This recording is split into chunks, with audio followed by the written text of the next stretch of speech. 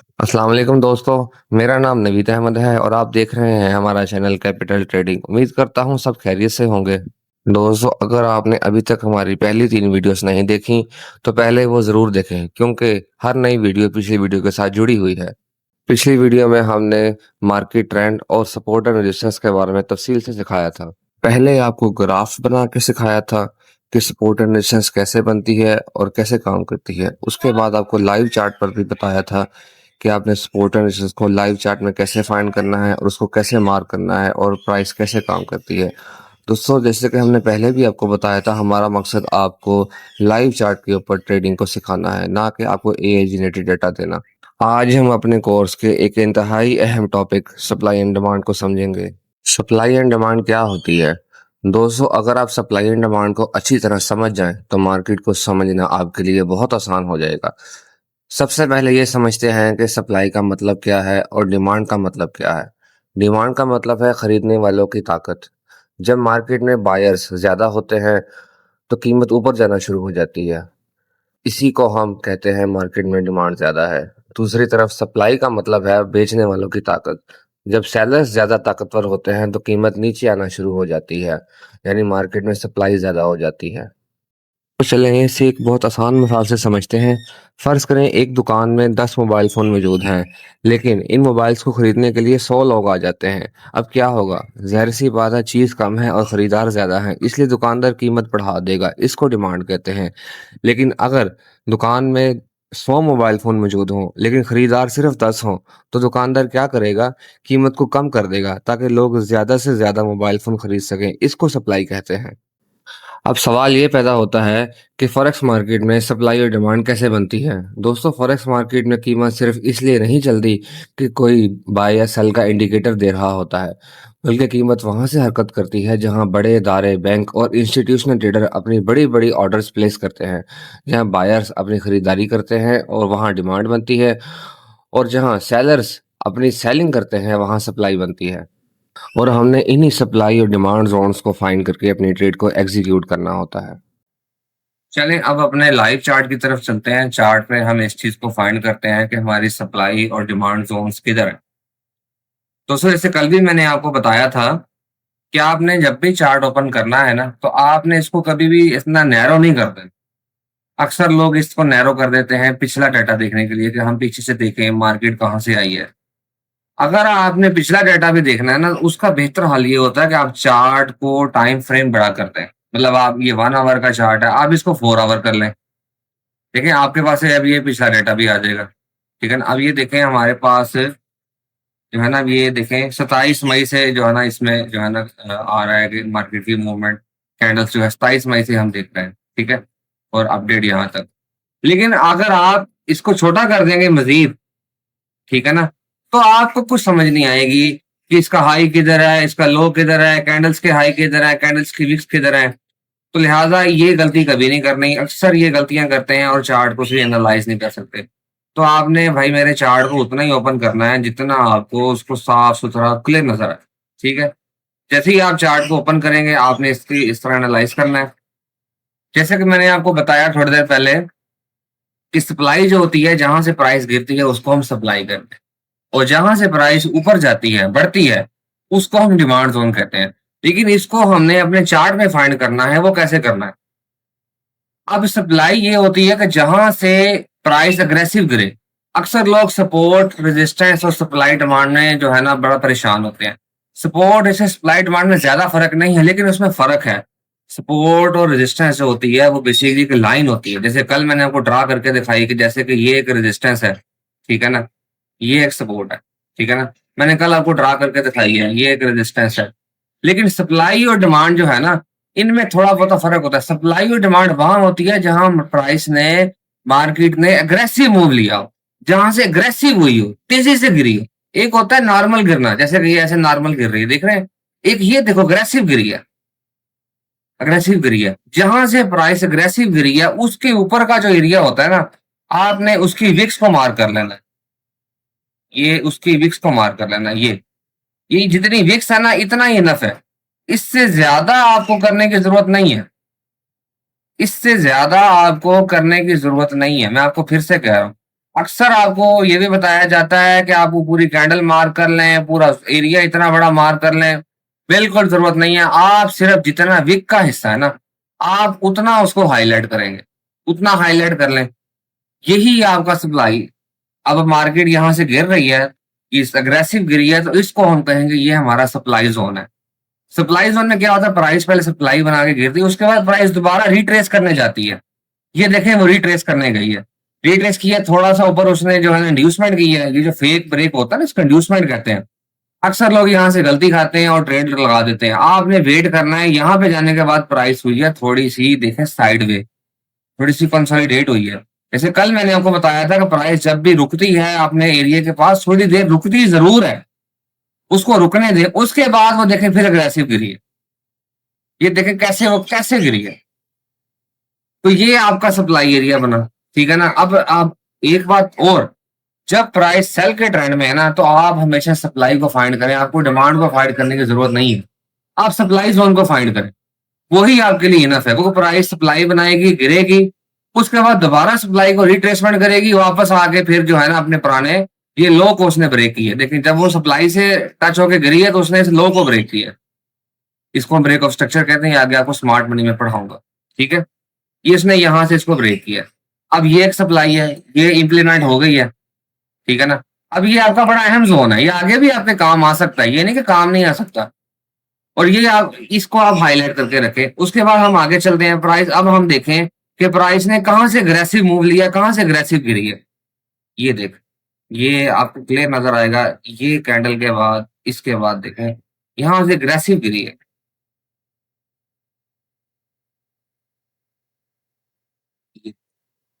और ये चीज़ आप नोट करेंगे, मार्केट में बार-बार इफ़ेक्ट हो रही है। प्राइस गिर के पहले यहाँ तक आई, उसके बाद रिट्रेसमेंट करने दोबारा ऊपर गई है। इस सप्लाई को उसने अप्रोच किया है। यहाँ पे उसने एक गैप भी क्रिएट किया था, इसलिए वो थोड़ा ऊपर तक गई है। लेकिन आप ये नोट करें कि उसने जो क्लोजिंग है ना अपनी, 1 कैंडल, ये 2 कैंडलें ऊपर गई हैं, लेकिन क्लोजिंग है उसकी नीचे ही आई है। अगर ये एक कैंडल की क्लोजिंग ऊपर आ जाती और प्राइस वहां पे स्टे कर जाती, फिर हमारे पास अपॉर्चुनिटी थी कि प्राइस यहाँ तक भी जाती, इस सप्लाई तक दोबारा जाती, फिर यहाँ से गिर सकती थी। अगर इसको ब्रेक करती तो मजीद हम अगली सप्लाई, जैसे कि हमारे पास ये खड़ी है, तो फिर वो यहाँ तक आ सकती थी। ठीक है? तो ये आपने याद रखना है कि जहां से अग्रेसिव मूव आया ना, वो आपका सप्लाई जोन है सेल में। मतलब जहां से प्राइस गिरी है, अग्रेसिवली गिरी है, वो सप्लाई जोन है। उसके बाद इसने हल्का सा फेक किया, अक्सर ये भी इंड्यूसमेंट है, इंड्यूसमेंट हुई है, यहाँ से फेक किया, उसके बाद प्राइस अग्रेसिव गिर गई। फिर दोबारा वो तकरीबन उसी एरिया को उसने, अब ये जब ये इस तरह का तरीका हो जाए ना, जब प्राइस एक बार इस तरीके से ऐसे करके, जब आप सप्लाई जोन को अपडेट लाजमी करें। ये जितना उसने मार्क कर दिया है ना, देखिए इसके मुताबिक, आप उसको उतना जो है ना, उसको उतना हाइलाइट करें। जितनी विक्स बन गई है ना ऊपर जाने, अब ये यहाँ तक ये एरिया बन चुका है। पहले ये यहाँ तक था इस जगह पे, अब ये एरिया बन बढ़ के यहाँ तक जा चुका है। तो आप इसको यहाँ तक मार्कअप करेंगे। दोबारा जब भी प्राइस जाएगी, इसके करीब-करीब जाएगी। दोबारा प्राइस उठी है यहाँ तक, ये इसको टच नहीं किया, लेकिन ये इस कैंडल के पास ही उठ गई है। तो यहाँ पे आपकी ट्रेड नहीं है। आपकी ट्रेड किधर है? जब यहाँ पे सप्लाई बनी है, प्राइस यहाँ से उठी है, सप्लाई को टच किया है, ये कैंडल जब नीचे उसने एक एंगल्फिंग कैंडल क्लोज की है। आपको चार्ट पैटर्न और कैंडल पैटर्न मैंने अभी करवाने हैं। वो जब आपको मैं करवाऊंगा ना, आपको ट्रेड की प्रॉपर एंट्री लेनी आ जाएगी। इस ट्रेड के बाद आपकी ट्रेड है और इसके ऊपर आपका स्टॉप लॉस है। फिर आप नोट करें, ये आपकी ट्रेड पूरे लो तक आई है, इस प्रीवियस लो तक आई है। आप प्रीवियस लो तक भी अपना ट्रेड चला लेना, बहुत है। आपको जरूरत नहीं है कि वो ब्रेक करे ना करे। अगर वो ना ब्रेक करेगी तो बाद ऊपर मुड़ जाएगी ट्रेंड चेंज करने के लिए। तो आप यहाँ तक भी इस ट्रेड को चलाएं ना, तो आपकी बड़ी लंबी ट्रेड है, पावरफुल ट्रेड है। फिर इसमें भी ऐसे ही हुआ, ये सप्लाई बनी है, प्राइस पहले गिरी है, उसके बाद सप्लाई को दोबारा रिट्रेस करने गई है। इस रिट्रेसमेंट से आपकी ट्रेड है, उसमें ये एंगल्फिंग कैंडल बनी है, ये एंगल्फिंग कैंडल से आपकी ट्रेड है। उसके बाद देखें, ये उसने दोबारा बनी, यहाँ तक आई है पहले, ठीक है ना? उसके बाद दोबारा गई है, उसने इस स्टॉप लॉस को हिट नहीं किया है, आके उसने अपनी पूरा ये जो आपका टारगेट है ना, लो को दोबारा हिट किया। मैं बड़ी आसान ज़ुबान में समझा रहा हूँ। उसके बाद आप नोटिस करें, ये उसके बाद आपकी आपकी अगली सप्लाई कहाँ बनी? जहाँ से प्राइस अग्रेसिव गिरी है। अब ये दोबारा देखें उसी पॉइंट में वापस आई है। आप नोटिस करें, दोबारा उसी पॉइंट पे एक सप्लाई ये भी बनी थी। यहाँ से प्राइस अग्रेसिव हुई है। ये देखें, ये सप्लाई बनी हुई है। ये भी छोटे-छोटे पॉइंट्स होते हैं, हमने नोटिस करने हैं। ये सप्लाई बनी हुई है। ये मैं इसको लंबा कर प्राइस पहले इसके पास आई है, फिर एक बार गिरी है। लेकिन अब दोबारा उठी है तो उसने इसको ब्रेक कर दिया। अब ब्रेक करने के बाद देखिए वो उसने इसी सप्लाई को दोबारा हिट किया। इसको थोड़ा-सा अब रीड अपडेट ये इसी को दोबारा हिट किया। पूरा टच किया, अब नीचे आ रही है। इसको ब्रेक ना करती प्रॉपर्ली, ये ब्रेक किया, देखिए ऊपर स्टे किया। ये 1 घंटा, 2 घंटे, 3 घंटे के करीब ऊपर स्टे किया, फिर ऊपर गई है। ये आपने जैसे यहाँ पे हुआ ना, ये हल्का-सा ऊपर गई थी इससे, तो अक्सर लोगों ने ट्रेड लगा दी। नहीं, आप उसका वेट करें, स्टे करेंगे, कंफर्म कर लेंगे कि हमारी सप्लाई ज़ोन ब्रेक हो गया है या नहीं हुआ। आपने कंफर्मेशन के बाद ही ट्रेड करनी है। अब ये यहाँ पे आई है, उसको अप्रोच किया। अब उसके बाद ये जो पहली कैंडल बनी, ये दूसरी कैंडल बनी है। ये 2 कैंडलें जब प्रॉपर बन गई हैं, उसके बाद आपकी ट्रेड, अब ये प्राइस आ रही है यहाँ तक। इसको ब्रेक करेगी, उम्मीद है कि इसको आगे दोबारा इसके पास तो लाज़मी है कि इसको ब्रेक करे या ना करे। तो ये है हमारा सप्लाई ज़ोन, हमने चार्ट पे फाइंड किया। जब आप, मैं फिर से बताता चलूँ, जब आपकी जो है ना मार्केट सेल ट्रेंड में है, तो आपके लिए हमेशा सप्लाई वर्क करेगी, आपके लिए डिमांड ज़ोन वर्क नहीं करेगा। आप अगर डिमांड ज़ोन को मार करेंगे तो आप हमेशा परेशान रहेंगे। आपने हमेशा सप्लाई ज़ोन को मार्क करना है जब आपका ट्रेंड सेल है, और प्रॉपर्ली मार्क करना है। सप्लाई बनेगी, ये प्राइस रिट्रेस करेगी, फिर नीचे आएगी, फिर सप्लाई बनेगी, रिट्रेस करेगी, फिर नीचे आएगी, फिर दोबारा सप्लाई को रिट्रेस करेगी, नीचे आएगी। ये आपका सेल का सेटअप है। अब मैं मज़ीद आपको डिमांड सेटअप भी समझाता हूँ बाय के ट्रेंड में। डिमांड सेटअप की तरफ चलते हैं। डिमांड आपको तब फायदा देगी जब प्राइस बाय ट्रेंड में होगी। देखिए यहाँ पे देखें, प्राइस ने एक बाय बाय ट्रेंड दिया। यहाँ पे डिमांड जो है ना हमेशा आपके लिए काम है, डिमांड जोन काम है। अब ये देखिए यहाँ पे देखें, प्राइस ने कहाँ से अग्रेसिव मूव दिया। ये विक्स है, ये लो भी है और यहाँ पे डिमांड भी है। अक्सर वैसे एक चीज आपको और बता दूं, हमेशा डिमांड लो के पास होती है और सप्लाई जो है वो आपके हाई के पास होती है। ये ऐसे नहीं होता कि वो सेंटर में बने। बहुत कम होता है कि सेंटर में, जैसे कि ये एक रैली बेस रैली बनी हुई है, ये भी एक डिमांड की एक शेप होती है। लेकिन जो प्रॉपर डिमांड होती है वो आपके हाई और लो के पास ही होती है। ऐसे नहीं होता कि वो ज्यादा ऊपर बन जाए या नीचे बन जाए, ज्यादातर वो पास ही होती है। ठीक है। अब ये डिमांड जोन बना, उसके बाद जाके उसने हाई फंड नहीं किया है, फिर दोबारा उस डिमांड को अप्रोच करने आई है। उसके बाद उसने देखें ये एक थोड़ा-सा साइडवे दिया है। साइडवे जैसे ही ब्रेक हुआ है, देखें आप, जैसे ही साइडवे ब्रेक हुआ है ये यहाँ पे, उसके बाद आपकी ट्रेड है और आप इस हाई तक प्रॉपर ट्रेड चला सकते हैं। फिर जाके उसने कि जैसे मैंने कल समझाया था कि उसने नया हायर हाई लगाया।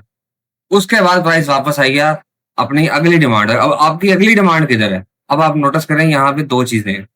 यहाँ पे थोड़ी एक तो ये यहाँ पे डिमांड ज़ोन नहीं बनेगी। देखिए यहाँ से अग्रेसिव गई है। ये एक नए हाई के पास है। ठीक है ना? एक एक तो ये अग्रेसिव गई है यहाँ से। दूसरा, उसने जैसे कि मैंने बताया था, ये एक उसने एक रैली बेस रैली बनाई। जब रैली बेस रैली बन जाए ना, तो जितनी उसमें भी आपने ऐसे ही करना है कि जितनी ये वीक है ना नीचे, जितनी भी नीचे वीक है आपकी रेड कैंडल के नीचे, ये रेड कैंडल है, इसकी वीक कितनी थी, लेकिन ग्रीन कैंडल की वीक यहाँ तक आई है। ठीक है ना? तो आपने वो रेड कैंडल से लेके, जितनी रेड कैंडल है, इसमें जब ये रैली बेस रैली टाइप बने ना, आपकी रेड कैंडल से लेके जितनी नीचे विक बनी है, आपने उसको मार्क कर लेना है। ठीक है? आप नोटिस करें, आप प्राइस आई है, उसको रिट्रेस किया है, फिर वो दोबारा अपने लेवल की तरफ मूव की। ठीक है ना? इस तरीके से आपका डिमांड्स और वर्क करता है। तो इसमें देखें आप, अब आपकी ट्रेड आपको कैसे मिली है? आई है, पहले ये देखें रुकी है। नोटिस कर रहे हैं? ये रुकी है, ये आप इसको छोटा टाइम फ्रेम करेंगे, ये अच्छा भला साइडवे मूव है।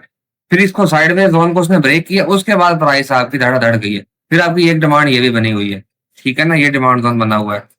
फिर जहाँ-जहाँ पे देखिए ये यहाँ से अग्रेसिव गई है, 2 कैंडल उसने पावरफुल दी हैं। उसके बाद प्राइस यहाँ पे आई है और इतना सा रिट्रेसमेंट दी है। इस सप्लाई को उसने रिस्पेक्ट नहीं दी, इस डिमांड को उसने रिस्पेक्ट नहीं दी और ये यहाँ पे ब्रेक हो गई है। ठीक है? ये डिमांड के टाइम पे इस तरीके से प्राइस चल रही होती है। डिमांड के टाइम से मुराद ये है कि जब प्राइस बाय ट्रेंड में होगी, तो आपकी डिमांड ज़ोन इफेक्ट हो रही होगी। जब सेल में होगी, तो सप्लाई ज़ोन इफेक्ट कर रही होगी। अच्छा, इसमें बीच में एक चीज़ आई है, रैली बेस रैली और ड्रॉप बेस ड्रॉप। ये भी एक सप्लाई डिमांड की शेप होती है, आपको इसी में ही मैं कवर कर देता हूँ। वो क्या होता है? बेसिकली रैली बेस रैली क्या होता है? ये भी समझें। प्राइस जब ऐसे एक एन की शेप दे, ऐसे एक कैंडल ग्रीन, एक कैंडल रेड, फिर एक कैंडल ग्रीन। कई बार रेड कैंडलें 2-3 भी बन जाती हैं। बीच में 2-3 बन जाती हैं, ठीक है ना?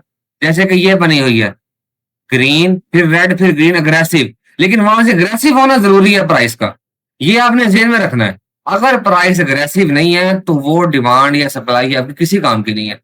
जैसे ये बनी हुई है, जैसे कि ये तो वैसे प्रॉपर सप्लाई बनी हुई है, ठीक है ना? और आपको दिखा दूं मैं एग्जांपल्स, ठीक है ना? ये बनी हुई है, ये उसने बनाई है अग्रेसिव गई है, प्राइस ने आके इसको यहाँ तक इतना इफेक्ट किया, अब इतनी गई है वापस आके इसको ब्रेक कर दिया, लेकिन ये बनी हुई है, ये बनी हुई है, ये प्रॉपर बनी हुई है, लेकिन इसने आके इसको ब्रेक किया है, इस डिमांड तक अप्रोच की है, क्योंकि वो यहाँ से प्रॉपर डिमांड गई है। तो ये जो रैली बेस रैली होती है ना, ये भी बड़ी होती है, लेकिन इसकी जो अहमियत है इससे ज्यादा नहीं होती। रैली बेस रैली की इससे ज्यादा अहमियत नहीं होती।